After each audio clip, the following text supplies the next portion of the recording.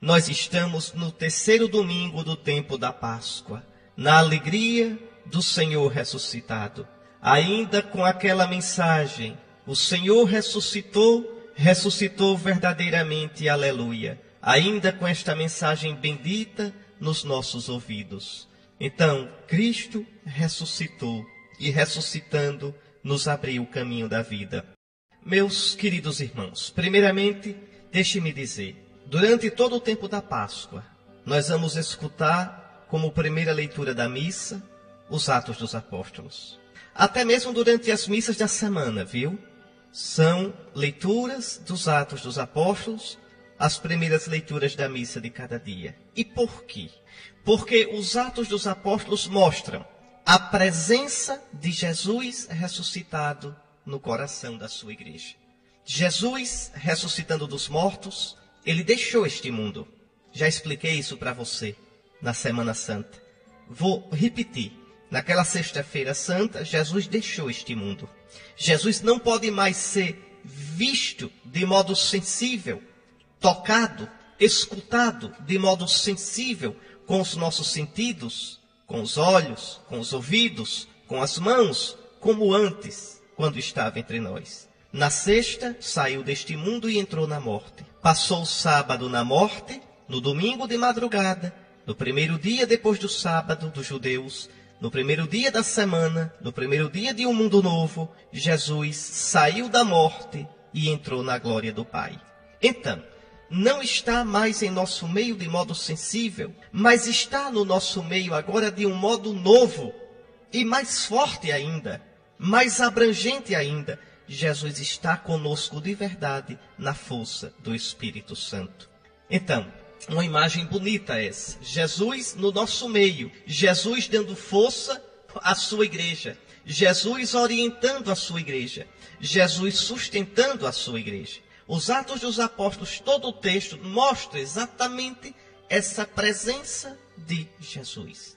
Essa presença poderosa, forte, viva, que estará para sempre conosco. Como ele vai dizer no finzinho do Evangelho de Mateus. Eu estarei convosco até o fim dos tempos. Aliás, no Apocalipse também há uma imagem muito bonita. Se você pegar o capítulo 1 do Apocalipse, João vê Jesus glorioso e diz que ele estava no meio de 7 candelabros. João diz, eu vi alguém como um filho do homem. Você pode olhar para Apocalipse de João 1, 13 e seguintes. No meio dos candelabros havia alguém semelhante a um filho de homem, vestido com uma túnica comprida e com uma faixa de ouro em volta do peito. Sua cabeça e seus cabelos eram brancos como lã alvejada, igual à neve, e seus olhos eram como chama de fogo. Seus pés pareciam de bronze incandescente no crisol, e sua voz era como fragor de águas torrenciais. Na mão direita tinha 7 estrelas. De sua boca saía uma espada afiada de 2 gumes, e seu rosto era como o sol no seu brilho mais forte. Quem é este tão bonito? Quem é este tão impressionante? É Jesus, nosso Senhor. João, no Apocalipse, procura mostrar como Jesus se encontra agora, glorioso. Vamos pegar aqui um pouquinho, você vai entender já porque eu estou citando agora o Apocalipse de João, depois de ter falado dos Atos dos Apóstolos. Olhe como Jesus está bonito. Alguém semelhante a um filho de homem. É Jesus homem. Jesus com seu corpo glorioso. Mas uma glória tão grande, tão transfigurado pela potência do Espírito Santo, que não pode nem ser descrito direito. João descreve Jesus aqui com imagens. Com imagens. Primeiro diz, alguém semelhante a um filho do homem, vestido com uma túnica comprida. Que túnica é essa? A túnica do sacerdote. Aquela túnica inconsútil, sem costura, que João vai apresentar no capítulo 19 do Evangelho dele, quando diz que os guardas sortearam a túnica de Jesus porque era sem costura. Sem costura era a túnica do sumo sacerdote. Então veja, Jesus vestido com uma túnica comprida e com uma faixa de ouro em volta do peito. O que significa essa faixa de ouro? Significa que Jesus é rei. significa a realeza. Ele é o descendente de Davi. Ele é aquele rei eterno que fora prometido a Israel. Rei dos reis, Senhor dos senhores. Sua cabeça e seus cabelos eram brancos como lã alvejada, igual à neve. Por que Jesus aparece de cabelos brancos? Porque o cabelo branco significa a eternidade. É aquele que vem do começo dos tempos. E significa também a sabedoria, a ancianidade, a venerabilidade. Mais ainda, e seus olhos eram como chama de fogo. Seus pés pareciam de bronze incandescente no crisol. Então, Jesus agora é todo glorioso. Esse fogo aqui é a imagem do Espírito Santo. Então, o olhar de Jesus tudo penetra. O fogo, ele tem 3 propriedades. O fogo primeiro ilumina. Depois, ele queima. Aquilo que é ruim é devorado pelo fogo. E depois ele incandesce. Aquilo que é sólido, aquilo que é forte, torna-se incandescente. Ora, esse é o olhar de Jesus. Penetra tudo com o fogo do seu Espírito. Queima o pecado. Destrói o pecado. E aquilo que foi amor, aquilo que é virtude, aquilo que é bondade, é transfigurado em glória. Então, que coisa impressionante. Mas tem mais. A sua voz era como o fragor de águas torrenciais. E aqui o que eu queria dizer. Veja, na mão direita tinha 7 estrelas e de sua boca saía uma espada afiada. Lembrem, esse Jesus tão glorioso, como é que diz o Apocalipse? Estava entre 7 candelabros. Vi 7 candelabros de ouro. No meio dos candelabros havia alguém semelhante a um filho do homem. Lembre, nós estamos no capítulo 1 do Apocalipse. Aí no versículo 20, João vai dizer: as 7 estrelas são os anjos das 7 igrejas, os anjos aqui, os bispos, e os 7 candelabros são as 7 igrejas. 7 é o número perfeito. Igrejas no plural são as dioceses. No caso aqui do Apocalipse, as 7 igrejas, as 7 dioceses da província romana da Ásia. A província romana da Ásia ficava no sudoeste da atual Turquia. A capital da província romana da Ásia era a cidade de Éfeso. Então veja, aí João escreve as 7 igrejas da Ásia: Éfeso, Tiatira, Pérgamo, Laodiceia. Mas o que me interessa é isso. Cada igreja simboliza um candelabro. Jesus está de pé no meio dos 7 candelabros. Ou seja, é a mesma mensagem dos Atos dos Apóstolos. Aquilo que os Atos dos Apóstolos dizem no livro todinho, João diz com uma figura, uma imagem. Jesus está vivo, Jesus está glorioso. Olha aqui a imagem que João traçou. Ele tem a voz de trovão, da sua boca sai uma espada. Que espada é essa? A palavra dele, o julgamento dele. Ele tem os cabelos brancos, uma túnica longa inconsútil, um cinto de ouro, os pés de bronze incandescentes. Então, Jesus está vivo, juiz, soberano, Senhor, no meio da sua igreja. Não está longe de nós, está conosco. Por isso, nós vamos escutar os Atos dos Apóstolos em todo este tempo da Páscoa. O Senhor está no nosso meio. Nós não precisamos ter medo. Vamos então à leitura? Veja, no dia de Pentecostes, Pedro de pé, junto com os 11, levantou a voz e falou à multidão. Você pode também dizer, mas por que é que já no 3º domingo da Páscoa, Pentecostes ainda está tão longe? Daqui ainda uns 40 dias, 35 dias. Por que é que agora já se fala em Pentecostes? É porque compreenda, é uma coisa muito importante. Jesus morreu, Jesus ressuscitou e na sua ressurreição, ele agora cheio do Espírito Santo, derramou o Espírito Santo sobre a sua igreja. É por isso que o tempo da Páscoa termina com a festa do Espírito Santo. No tempo da Páscoa a gente vai falar do Espírito Santo direto, porque Jesus morreu e ressuscitou para isso. Para nos dar o Espírito Santo. Dom Henrique, Jesus morreu, não foi para dar o perdão dos pecados, não? E o Espírito Santo é dado para quê? para a remissão dos pecados. O Espírito é exatamente aquele fogo que vai queimar nosso pecado. Aquele fogo que vai destruir o que em nós é palha, é lixo, é palha do pecado. E vai transfigurar o que no mundo foi amor a nosso Senhor e amor ao próximo. Jesus ressuscitado é o que tem os olhos de fogo. Por isso, no dia de Pentecostes, Pedro, de pé, com os outros apóstolos. E aqui é bonito, porque você veja, na força do Espírito Santo, a igreja tem a coragem de pregar. Antes os apóstolos estavam trancados com medo, agora pregam. Quem fez a primeira pregação do cristianismo? O chefe da igreja, Pedro. Pedro. É interessante, a igreja de Cristo, ela tem pastores legítimos. Hoje é tão triste, viu? Às vezes é divertido, a gente até ri com a picaretagem. Mas é triste, olhando direitinho. Tantos se dão a si o nome de pastores, missionários, bispos, apóstolos. É muita picaretagem.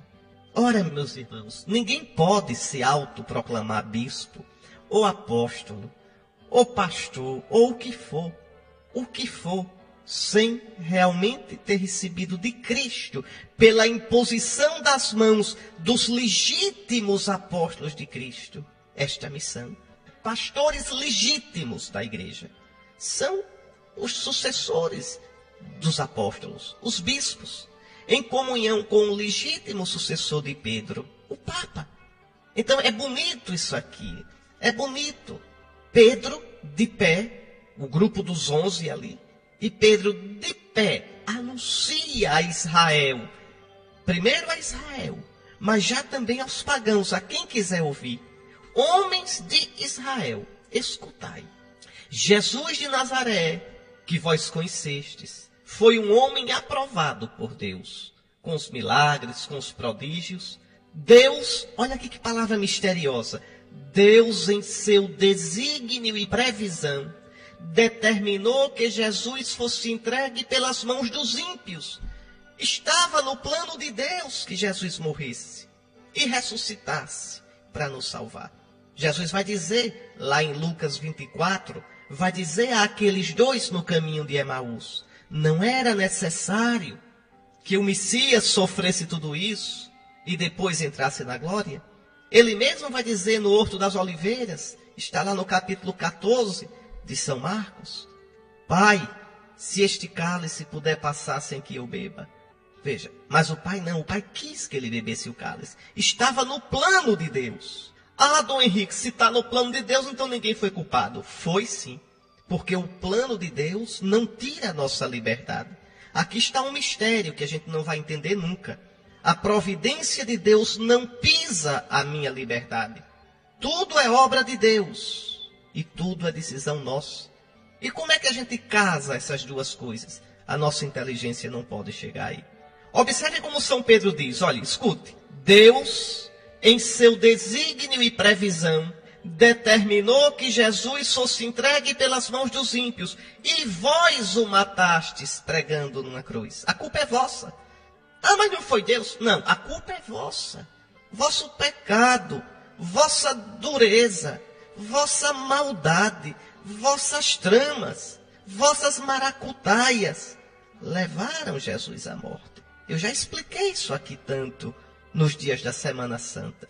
Jesus foi morto pela traição de Judas. Jesus foi morto pela dureza do coração dos judeus, do Sinédrio. Jesus foi morto pela covardia de Pilatos, funcionário, governador romano na província da Judeia. Está aí.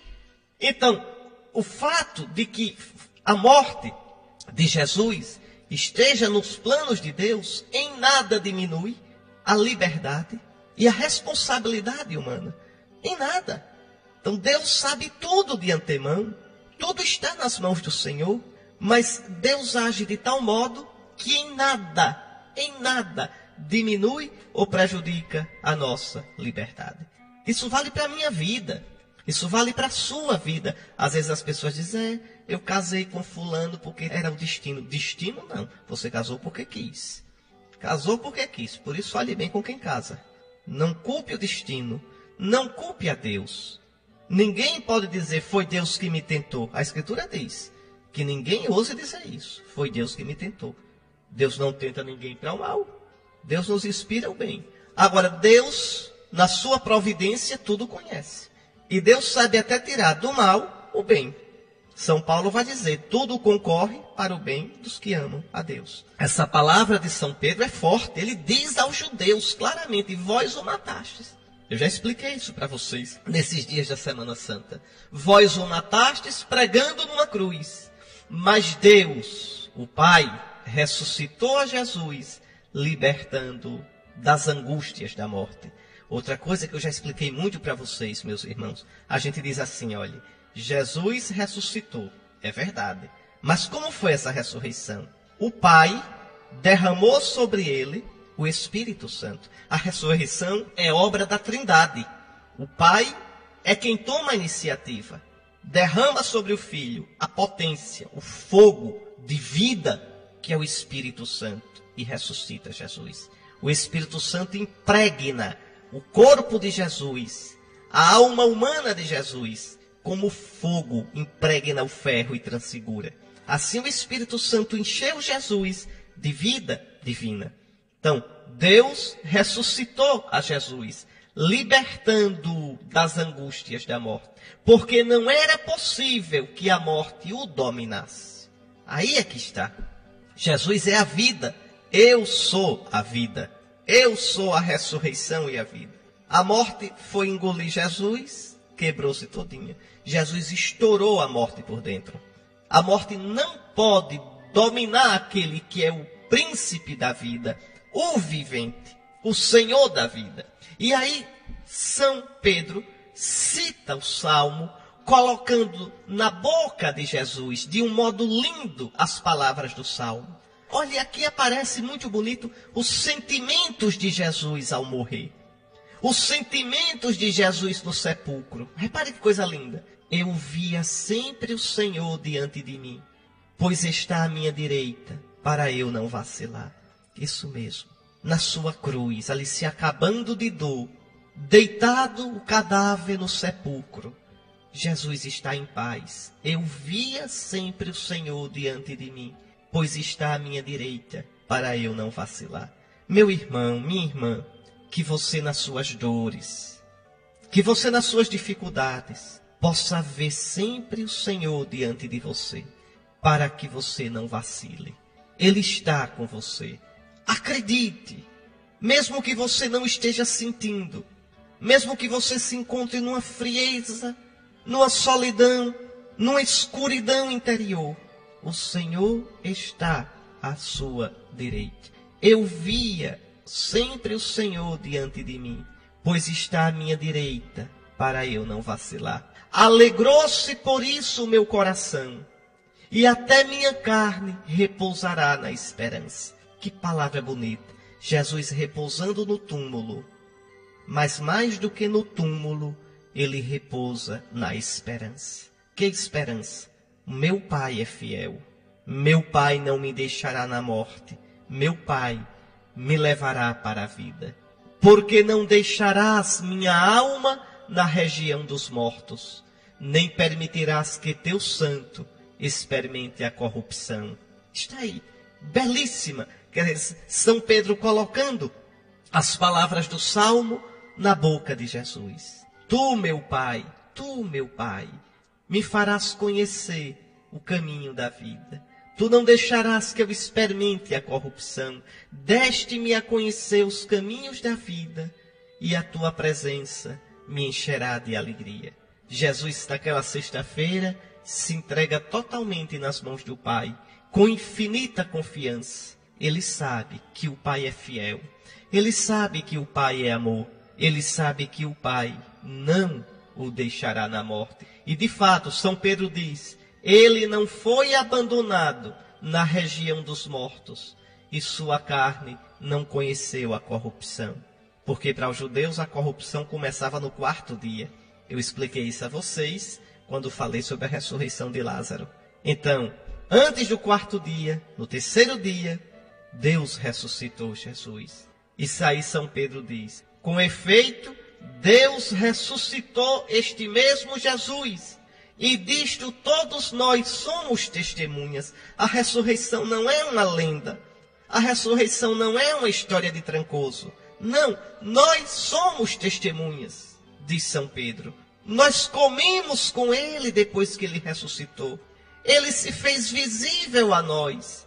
Tomé meteu as mãos na chaga do lado. Tomé viu, nós vimos as suas chagas gloriosas. Não, não, não, não. Não é um sonho. Não, não é uma lenda. Não é um mito. Não, Deus o ressuscitou. Deus levantou Jesus dos mortos com a vida divina, com a força do Espírito Santo. Todos nós somos testemunhas. E aí vem agora o que mais nos interessa. E agora, exaltado pela direita de Deus, Jesus recebeu o Espírito Santo que fora prometido pelo Pai e o derramou. Então, Jesus é exaltado na força do Espírito Santo. Morto na carne, foi vivificado no Espírito. Quer dizer, morto como homem, morto na sua natureza humana, ele foi ressuscitado na força do Espírito Santo. Foi vivificado no Espírito. Ele agora, cheio desse Espírito Santo, derramou sobre nós esse Espírito. E Jesus morreu e ressuscitou exatamente para isso, meus irmãos. Para nos dar o Espírito Santo, que é a vida divina, que é a nova vida. Quantas vezes eu já disse para vocês, essa vida que nós temos é uma vida limitada, é uma vida mortal. São Paulo vai chamar essa vida de vida psíquica. É uma vida que não serve para a vida eterna. Por isso Jesus morreu e ressuscitou. Ele agora, cheio do Espírito Santo, derramou sobre nós esse Espírito Santo pelo batismo. E aquele que recebe o batismo, crendo em Jesus, recebe esta vida nova, esta vida de Jesus. Por isso São Pedro diz, exaltado pela direita de Deus Pai, Jesus recebeu o Espírito Santo. Não é que primeiramente ele ressuscitou e depois recebeu o Espírito Santo. Não, ele foi exaltado à direita de Deus Pai, exatamente recebendo o Espírito Santo. E agora, cheio desse Espírito Santo, ele derramou sobre nós esse Espírito. E como é que ele nos dá esse Espírito? Como é que a gente recebe esse Espírito? Pelo sacramento do batismo. Já disse isso tantas vezes para vocês. Aquela água do nosso batismo é símbolo do Espírito Santo. Então, por isso, nós temos o Espírito de Jesus. Nós participamos da vida divina do nosso Salvador, Jesus Cristo. Todos vós que estáis em Cristo, sois uma nova criatura. Todo aquele que está em Cristo é uma criatura nova. Não é mais um homem simplesmente psíquico, com a vida deste mundo, mas agora é um homem renovado, com a humanidade renovada, a humanidade transfigurada pelo Espírito Santo do nosso Deus, do nosso Salvador, Jesus Cristo. Está aí, meus irmãos, a graça da Santa Páscoa. Está aí, meus irmãos, o efeito da ressurreição de Cristo. Por isso a nossa alegria. Por isso o aleluia da Páscoa. Por isso a exultação da igreja. Por isso a certeza de que nosso Senhor nos abriu o caminho da vida. A morte não teve poder sobre Jesus. A morte também não terá mais poder sobre nós. Porque foi vencida. Porque Jesus, cheio desse Espírito Santo, no qual ele foi ressuscitado, derramou também sobre nós esse Espírito Santo. Vamos escutar agora uma música. Vamos agradecer a Deus pelo que ele fez no seu Filho Jesus. Jesus confiou no Pai e não foi abandonado à morte.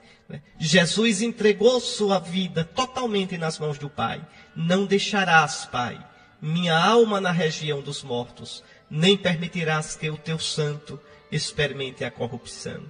E aí, o Pai, na sua fidelidade, não decepcionou Jesus, o ressuscitou, como nos ressuscitará um dia na glória. E vai nos ressuscitando a cada dia, meus irmãos, na nossa vida, nos nossos sofrimentos, nas nossas dores. Desde que a gente se abandone nas mãos dele, como Jesus e com Jesus. Louvando a esse Jesus ressuscitado e adorando, admirando a fidelidade do Pai que ressuscitou o Filho. Acabamos de meditar sobre a primeira leitura e eu explicava a vocês que Jesus, morto na sua natureza humana, ressuscitou na força do Espírito Santo que o Pai derramou sobre ele. Se vocês quiserem a citaçãozinha dessa passagem, vocês podem olhar a primeira carta de São Pedro. Primeira carta de São Pedro, 3,18. De fato, também Cristo morreu uma vez por todas por causa dos pecados. Não dele, dos nossos. O justo pelos injustos, a fim de nos reconduzir a Deus. Sofreu a morte na carne. Aí a tradução da CNBB já explica. Sofreu a morte na existência humana. Mas no grego diz, sofreu a morte na carne. Carne aqui quer dizer, na sua natureza humana. O verbo se fez carne. O verbo se fez humano. Pois bem, sofreu a morte na sua existência humana. Mas recebeu nova vida no Espírito. Então, morto na carne, foi justificado no Espírito. É assim que diz o texto. Sofreu a morte na sua existência humana, mas agora recebeu nova vida, ressuscitou no Espírito. Não é na alma, é no Espírito Santo. Vamos agora ao Salmo responsorial, que é o Salmo que São Pedro citou na primeira leitura de hoje. O Salmo 16, Salmo 15, 16. Esse Salmo você vai escutar agora, mas vai escutar pensando em Jesus. É Jesus falando. São Pedro diz que esse salmo fala de Jesus. Guardai-me, ó Deus. É lindo. Imagine Jesus na cruz. Imagine Jesus no túmulo. Guardai-me, ó Deus. Em vós me refugio. Somente vós sois meu Senhor. Eu bendigo o Senhor. Até de noite ele me adverte o coração. Até na noite da morte. Que coisa bonita. Tenho sempre o Senhor ante meus olhos. Se o tenho a meu lado, não vacilo. Por isso mesmo na morte, meu coração está em festa. O meu corpo pode repousar tranquilo na morte. Não há vez de deixar o vosso servo entregue à corrupção. Vós me ensinais o caminho da vida. Vós me ressuscitareis, Pai Santo. Tá aí, meus irmãos, um trechinho curto da palavra de Deus. 4 versículos. Da primeira carta de São Pedro, mas com tanta coisa bonita. Pedro começa a carta dele, é muito interessante. São Pedro não escreveu para os cristãos de uma cidade, como São Paulo, não. Ele escreveu para os cristãos em geral, sobretudo os cristãos do norte da atual Turquia, lá no norte, perto do Mar Negro. São Pedro, no cabeçalho, no início da carta, quando coloca o endereço, ele diz uma coisa muito bonita. Começa dizendo assim, você pode olhar no capítulo 1, versículo 1, da primeira carta de São Pedro. Pedro, apóstolo de Jesus Cristo, aos eleitos que vivem como migrantes dispersos no mundo. Tá aí, é isso que o cristão é. É isso que a igreja é. A igreja não é deste mundo. Nunca o mundo vai amar de verdade a igreja. Nunca, tá bom, de jeito nenhum. Nós não temos aqui na terra cidade permanente. Nós estamos à procura daquela que deve vir, da pátria do céu. Várias vezes a Escritura diz isso. Então é muito bonito. São Pedro diz, olha, aos eleitos, somos eleitos, sim, porque Deus nos escolheu para crer em Cristo, nos deu o dom da fé. Aos eleitos que vivem como migrantes. Os cristãos estão em todo lugar, mas não são de lugar nenhum. Nós estamos aqui no Nordeste do Brasil, mas não somos daqui. Nossa pátria é o céu. Santa Teresinha dizia, tua face, Senhor, é minha única pátria. Está aí. Então, aos eleitos que vivem como migrantes dispersos no mundo. A igreja que vive dispersa pelo mundo inteiro. E aí São Pedro cita alguns lugares. No Ponto, o Ponto fica lá no sul do Mar Negro. Na Galácia, na Capadócia, na província da Ásia e na Bitínia. Está aí. Escrevo a vós, espalhados pelo mundo. A vós, Igreja de Cristo, tão forte no Espírito Santo, tão fraca aos olhos do mundo. Aí São Pedro vai dizer, olha, atenção, caríssimos, se invocais como Pai aquele que sem discriminação julga cada um de acordo com as suas obras, vivei respeitando a Deus durante o tempo da vossa migração neste mundo. Então, volta àquela ideia que eu disse nesse instante. Nós estamos aqui como peregrinos. É o tempo da nossa migração. É o tempo de uma passagem. É o tempo de uma viagem. O que é triste é que o mundo quer fazer a gente crer que a gente foi feito para aqui. O mundo quer fazer a gente crer que a nossa vida é isso aqui e basta. Isso é mentira. Nós aqui não temos cidade permanente. Nós estamos à procura da cidade que há de vir. Nós estamos a caminho da pátria eterna. Nossa pátria é o céu. Lá Deus nos construiu uma vida para sempre. Lá Deus nos dará, e essa vida já começa com o batismo, uma vida que nunca há de terminar. Então, meus irmãos, é importante a gente se lembrar disso. É importante a gente viver essa vida na terra de modo digno de Deus. Por isso São Pedro diz, olhe, se invocais como Pai, aquele que sem discriminação julga cada um de acordo com as suas obras. Então nós sabemos que seremos um dia julgados. Julgados pelas nossas obras.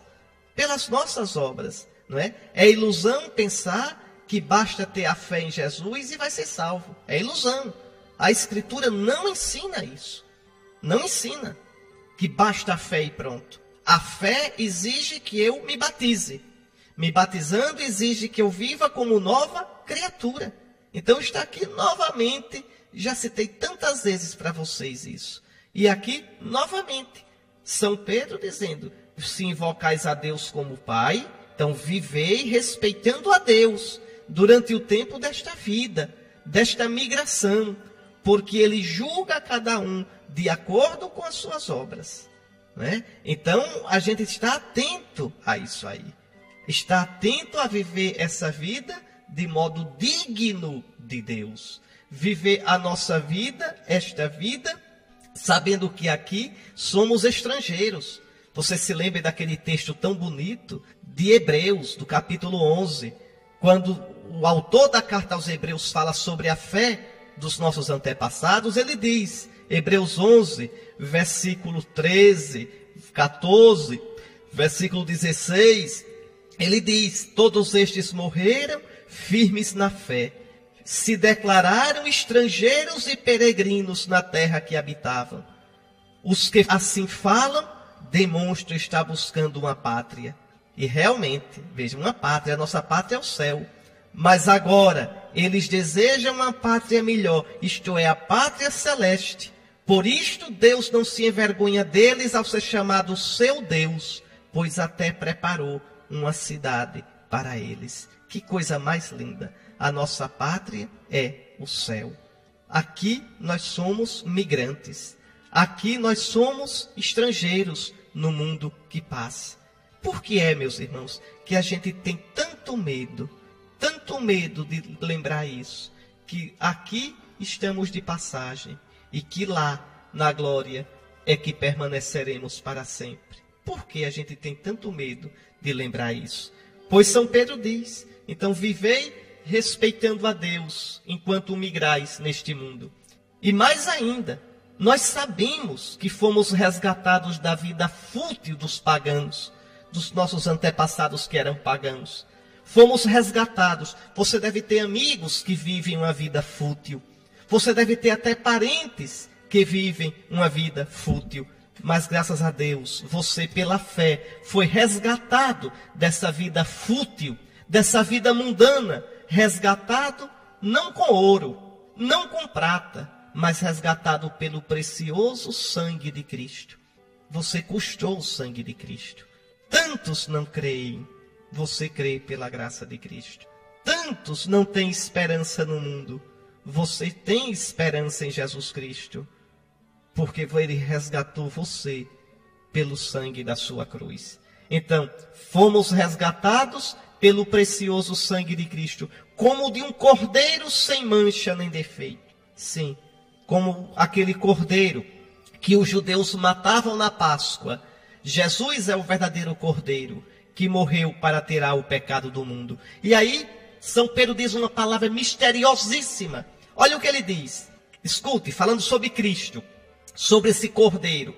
Antes da criação do mundo, ele foi destinado para isso. Isso é um mistério muito grande. Eternamente, olha, Deus sabe tudo. Aquilo que eu comentava com vocês quando explicava a primeira leitura. Deus já criou o mundo pensando em Cristo morto e ressuscitado. Deus já sabia que o homem pecaria. Deus já sabia que no amor dele, ele mandaria o seu filho. Tudo foi criado através de Cristo morto e ressuscitado e para o Cristo morto e ressuscitado. Então está aqui São Pedro diz, olha, antes da criação do mundo, ele foi destinado para isso. Para ser o Cordeiro sem mancha nem defeito, que com o seu precioso sangue nos salva. E neste final dos tempos, ele apareceu por amor de vós. Eternamente, o Pai sonhava com esse Filho morto e ressuscitado. E agora, no final dos tempos, nos últimos tempos, ele apareceu. Ele veio ao mundo e se entregou por nós. Está aí. Por ele é que alcançastes a fé em Deus. Ah, se não fosse Cristo, a gente ainda seria pagão. Ah, se não fosse Cristo, a gente ainda estaria crendo na religião dos índios, na religião dos nossos ancestrais africanos, na religião dos antigos celtas, o povo do qual veio os portugueses. Está aí. Mas não. Graças a Deus que nos mandou Jesus. E agora por Jesus a gente crê em Deus. Deus o ressuscitou dos mortos e lhe deu a glória. E assim a vossa fé e a vossa esperança estão em Deus. É assim que a gente deve viver no mundo. Como é triste a gente olhar o Brasil, olhar a Europa, olhar a nossa América, cristã de nome, e com tantos, a grande maioria, vivendo como pagãos. Como pagãos, vivendo atolados nas coisas desse mundo. Se preocupa com tanta coisa, mas as pessoas se esquecem que aqui somos estrangeiros, que aqui somos peregrinos, que nossa pátria é o céu, onde está Jesus. Lembram da segunda leitura da missa do dia da ressurreição, da carta aos Colossenses? São Paulo dizia, se ressuscitastes com Cristo, procurai as coisas do alto, onde Cristo está sentado à direita de Deus. Né? São Paulo dizia isso, buscai as coisas do alto. Vós morrestes e a vossa vida está escondida com Cristo em Deus. Está lá, Colossenses capítulo 3, versículos 1 e seguinte. Então buscai as coisas do alto, a vossa pátria é o céu. Meus queridos irmãos, esse evangelho você ouviu se você foi à missa no domingo da ressurreição pela tarde ou à noite. Porque no domingo da ressurreição, pela manhã o evangelho é um, e à tarde o evangelho é esse. E agora ele volta nesse terceiro domingo de Páscoa. É um evangelho belíssimo.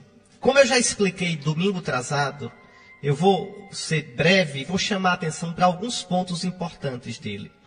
Primeiro, esses dois discípulos, dois irmãos nossos, dois cristãos, vão no caminho da vida.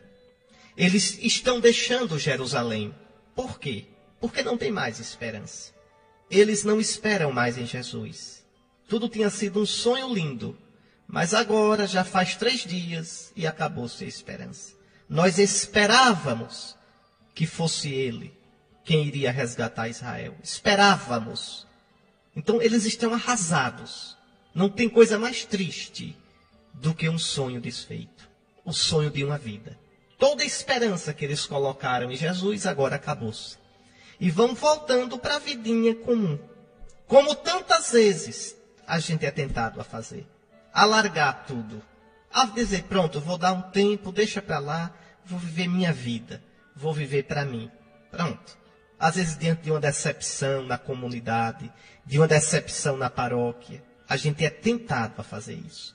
Então lá vão eles pela estrada da vida. Vão conversando sobre todas as coisas que tinham acontecido. O problema é que eles conversam sobre o que aconteceu sem um olhar de fé. Tem um modo inspirado na luz da fé, de ver as coisas, e tem um modo de ver as coisas que é simplesmente humano, na medida humana, e aí a gente só vê a casca. É assim que esses dois estão caminhando. Então, no caminho da vida, na desilusão desses dois, Jesus se aproxima. E eles estão tão cegos que não reconhecem Jesus. E realmente não poderiam reconhecer, porque agora Jesus ressuscitado só pode ser visto por quem ele quer. E só pode ser reconhecido quando ele se faz conhecer. Senão, não pode. Porque ele agora está todo glorioso. É aquele que tem os olhos de fogo. É aquele que tem os pés incandescentes. Quer dizer, é aquele que não pertence mais a esse mundo. Que está todo em glória. E aí Jesus cutuca os dois. Pergunta, o que ides conversando pelo caminho? E São Lucas diz, eles pararam com o rosto sombrio, com o rosto triste. Cleófas, quase com raiva, diz, tu és o único peregrino aqui em Jerusalém que não sabe o que aconteceu nesses últimos dias? E conta, né, como nossos chefes mataram Jesus, que foi um homem poderoso diante de Deus. Nós esperávamos que ele fosse libertar Israel. Apesar de tudo, já faz 3 dias, isso acabou. Nada mais acontece. Umas mulheres vieram com a história de que ele ressuscitou. 2 dos nossos. Quem são os 2? É só olhar o Evangelho de João. Os 2 são Pedro e João. 2 dos nossos foram ao túmulo. Encontraram lá tudo como as mulheres disseram, mas ninguém viu Jesus. Viu o túmulo vazio. Viram o túmulo vazio, viram lençóis, mas isso não quer dizer nada. Pronto. Não é? Ninguém viu esse Jesus. E aí então Jesus os repreende. Como sois sem inteligência? Como sois lentos para crer? Será que Cristo não devia sofrer tudo isso para entrar na sua glória? É interessante aqui, né? Será que o Cristo não devia? Outra tradução, não era necessário que o Cristo sofresse isso? Era necessário. Você ouviu na primeira leitura São Pedro dizendo que fazia parte do plano de Deus que Jesus morresse. E você escutou também São Pedro, na segunda leitura, também na primeira carta de Pedro, dizendo que Deus preparou Jesus antes da criação do mundo como um cordeiro, predestinado, pronto para ser sacrificado por nós. Então era necessário, mas eu repito o que já disse quando expliquei a primeira leitura. Era necessário, mas isso em nada tira a culpa de quem o entregou. E em nada tira a liberdade de Jesus, que livremente se entregou. Pai, seja feita a tua vontade e não a minha. Então, será que o Cristo não devia sofrer tudo isso para entrar na glória? Aí Jesus faz uma coisa linda. Pega o Antigo Testamento todinho e começa a repassar com aqueles dois. Vai mostrando as passagens todinhas que falavam da paixão do Messias, do sofrimento do Messias e da vitória final do Messias. E enquanto Cristo vai falando, o coração deles vai ardendo de alegria. A história vocês sabem. Quando chegam a Emaús, Jesus finge que vai mais adiante e eles pedem, né? Fica conosco, pois já é tarde e a noite vem chegando. Aquele estrangeiro, aquele peregrino fica, entra, senta-se à mesa e nem espera que o dono da casa, que deveria ser Cleófas, se sirva. Ele mesmo toma o pão, abençoa, parte e distribuiu. Olha, esses 4 gestos, tomou o pão, deu graças, partiu e deu, são os gestos da Eucaristia. Os gestos que Jesus realizou na multiplicação dos pães. Gesto que Jesus realizou na última ceia. Aqueles 2 discípulos conheciam esses gestos. Os olhos deles se abrem e eles reconhecem Jesus. E aí Jesus desaparece. Por que Jesus desaparece? Porque agora está claro. Toda vez que os discípulos meditarem na Escritura e partirem o pão, vão encontrar Jesus. Aqui você preste atenção que São Lucas está dando uma mensagem. Isso foi no domingo da ressurreição à tarde. Todo domingo, quando a gente, no caminho da vida, escutar a Escritura e depois partir o pão, a gente pode ter certeza. É Jesus que está ali conosco. É a missa, meus irmãos. Olhe bem direitinho, repare que coisa linda é a igreja. Que coisa linda é o cristianismo. A missa tem 2 grandes partes. As duas partes que aparecem aqui em São Lucas. Primeira, a liturgia da palavra. É o que Jesus faz. No caminho da vida, Jesus explica as Escrituras que falam dele. Então, pode olhar na missa. Tem leitura do Antigo Testamento, do Novo, os Salmos, mas tudo caminhando para Jesus. Tudo se cumpre em Jesus. Depois a liturgia eucarística, não é isso? A liturgia eucarística aparece também aqui em Lucas. Eles entram em Emaús e Jesus faz a liturgia eucarística. É exatamente a missa. Como é a liturgia eucarística? Olhe lá. Tomou o pão. 4 gestos. Tomou o pão. Deu graças, ou abençoou, tanto faz. Partiu e distribuiu. Vamos lá. Tomou o pão. A processão das ofertas. E quando apresenta o pão e o vinho a Deus. Tomou o pão. Lá no ofertório da missa. Deu graças. É a oração eucarística todinha. Que vai ali do prefácio, que termina com o santo, até o por Cristo, com Cristo em Cristo. A vós, Deus Pai, toda a honra e toda a glória. Veja, deu graças. Partiu é o Cordeiro de Deus. E distribuiu é o momento da comunhão. Então, o que a igreja faz todo domingo e todo dia é repetir os gestos de Jesus. A missa está todinha na Bíblia. Pode olhar o capítulo 24 de São Lucas. Pronto. Quando alguém perguntar onde é que tem a missa na Bíblia, diga, olha o capítulo 24 de São Lucas. Além das outras passagens todinhas, quando São Paulo diz, eu recebi do Senhor o que vos transmiti, todas as vezes que comeis desse pão e bebeis deste cálice, se anunciais a morte do Senhor. Mas só estou citando o evangelho de hoje. O evangelho de hoje é uma catequese sobre a missa. É Jesus dizendo, todo domingo, todo primeiro dia da semana, eu estarei convosco. Todo primeiro dia da semana, que é o domingo, não é a segunda, é o domingo. Domingo não é fim de semana. Todo primeiro dia da semana, eu caminharei convosco no caminho da vida. Às vezes estareis cansados. Às vezes estareis fracos na fé. Às vezes estareis com o rosto triste como esse Cleofas. Às vezes estareis sem esperança. Sem me reconhecerdes. Sem entenderdes que eu venci. Achando que eu estou ausente. Pois bem, eu caminharei convosco. E vos falarei na Escritura. E o vosso coração haverá de arder.